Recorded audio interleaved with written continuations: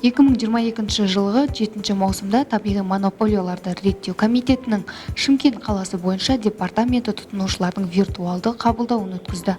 Қала тұрғындары департаменттің Facebook әлеуметтік желісіндегі аккаунттарына коммуналдық салаға қатысты өз сұрақтарын қоя алады. Іс-шараға коммуналдық қызметтерді жүргізудің қоғамдық және саяси ұйымдардың өкілдері қатысты.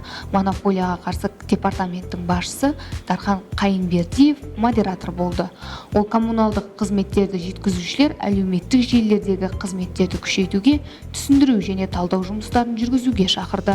Тұтынушыларға ыңғайлы болу үшін жеткізушілер мен тұтынылған қызмет үшін өзара есеп айырысуда чат-ботты енгізу бойынша жұмыстарды күшейтуді сұрады.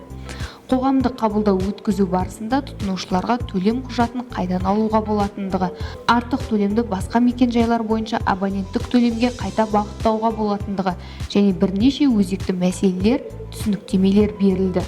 Восток шағын ауданындағы су құбыры желілеріндегі жарылыстарға қатысты өтініш келіп түсті. Тұтынушылардың айтуынша ағып кету үнемі бір сегментте жүргізіледі. Осы өтініш бойынша тексеру жүргізіледі.